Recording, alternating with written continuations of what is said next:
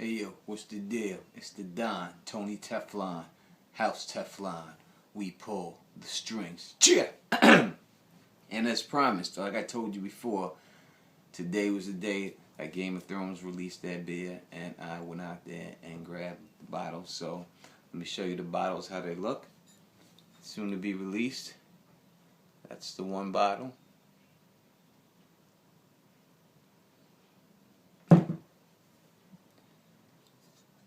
That is the other bottle.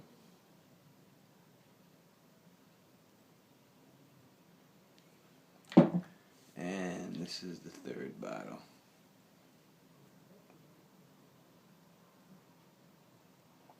It is called Fire and Blood Red Ale. And if you went to the Auburn Green Brewery, this is the glass you could have got. Right here for the bottle. And I have opened it and started tasting it this early for you. And that's the reason why I'm doing it. Not for me. This for you. So you're going to pour some of this. Let me show you how this looks when it goes in there. Now it says it's a red ale. It's very dark.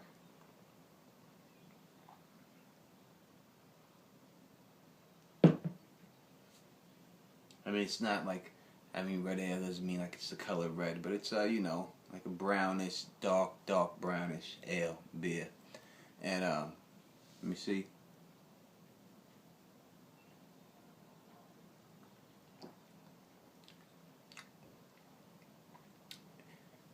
It tastes like a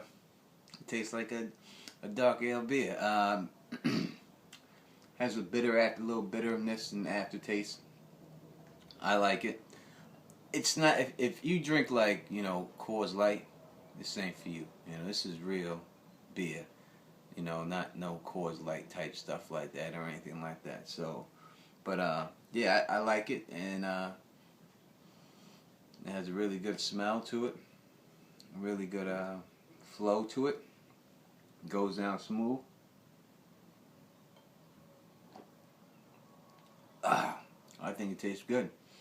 I think it's better than the Black Stout one, much better than that one. But I'm not a stout guy, as I said before. But yeah, so go out there and get your bottle when it comes out and release it to you. Like, unless you live around me, you know what I mean. If you do, we can do something. You know what I mean.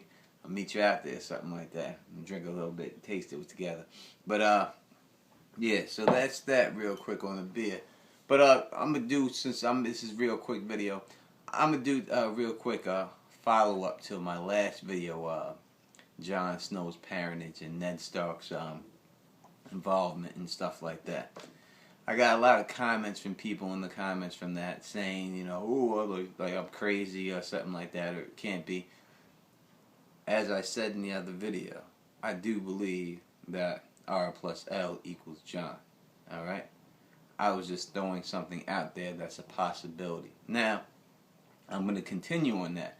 I'm going to say something that I've never heard anybody else say at all. In any podcast, review, or any one of these so-called expert people, who get paid. I don't get paid to do this, and people get paid, and people have big setup and big equipment. No, I'm one of those people that just have a little thing in their house and putting it on. I don't have people doing my lighting for me or people doing research for me or nothing. It's just me reading and coming up with what I do. Alright?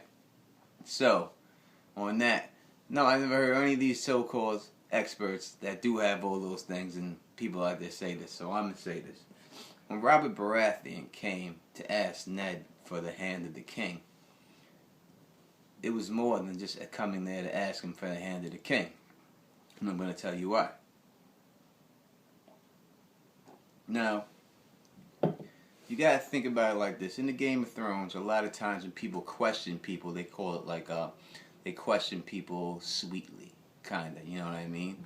And so you take it like when in the Winds of Winter chapter, when Arya's there, fake Arya, and Theon's there, and she's with Stannis, and they're not sure whether that's really Arya. Now, they're not just going to take Theon's advice for it or his word for it.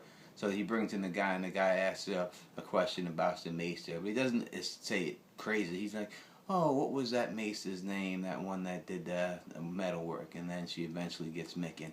And then before that, he's like, oh, that other guy, that cook, what a great cook. What was his name? Now, that's a form of them questioning her sweetly. All right, so let's just remember that.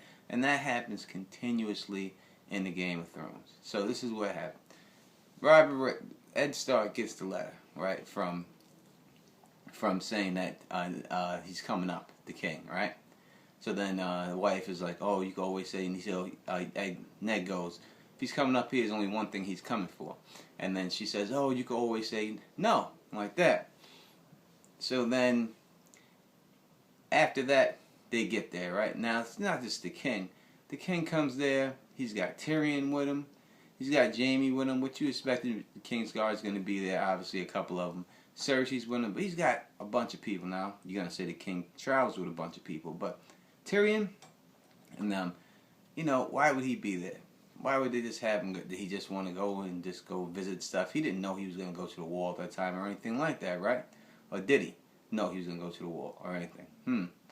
So here we go. So they're there, and now you see Jon Snow, right, is there. All of a sudden, when they're there, Jon Snow, after all these years, wants to go to the wall, right? And he's about to go to the wall. He wants to go, they're there. Before, all the time he was there, I didn't never see them say anything about him going. But now, all of a sudden, the king is there. Now, all of a sudden, it's okay for Jon to go to the wall. So then Benjen just happens to show up. And then Jon asks him, what are you doing here? He's like, oh, I'm just here to save your brother from his guest. So he just happened to come down to the wall just for that reason. Now you're going to say, oh, he came down there because he wanted to ask the king for something else. Really? I don't know about that.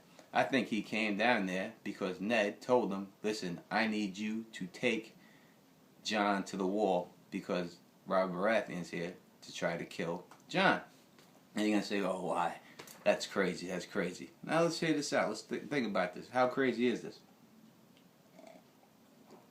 First, Jon goes in there and he talks to Tyrion, right?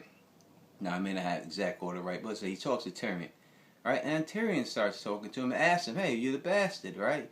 You're Ned Stark's bastard, right? And he goes, Ned Stark is my father, all right? And then he goes, and Lady Catelyn's not your mother, making you the bastard, right?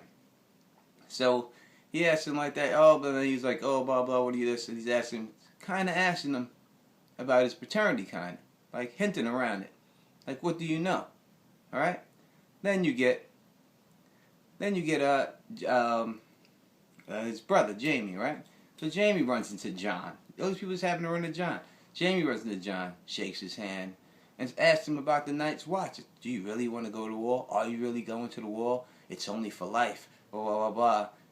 Questioning him sweetly again, just to see, is this guy really going to the wall?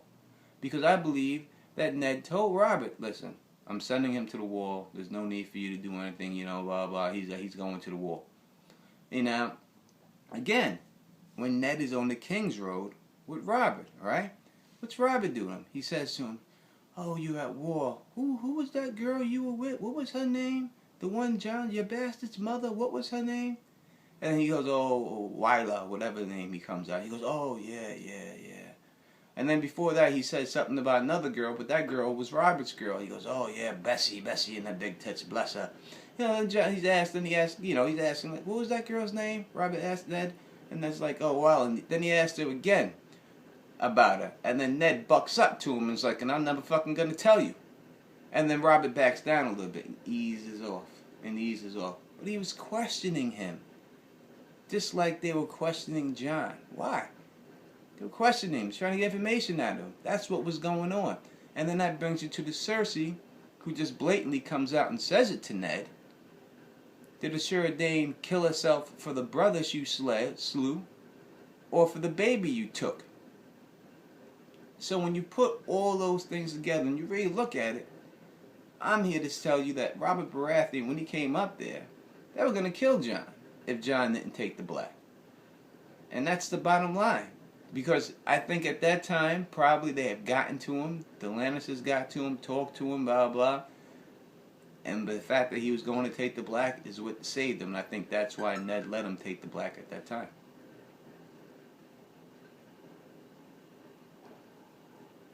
Now, I know you may say, Tony Teflon, you're crazy. I don't care. I'm telling you, that's the way it went down. And that's the truth, man. And no one can tell me nothing, man. And that's it. You know what I mean? It all adds up when you look at it. When you look at it, they came up there questioning.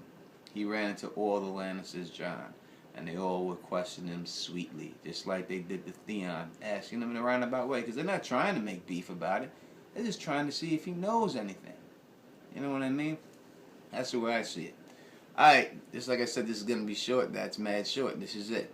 Hey, yo, subscribe, because if you don't subscribe, then I can't get a lot of views, and I need to get my viewership up.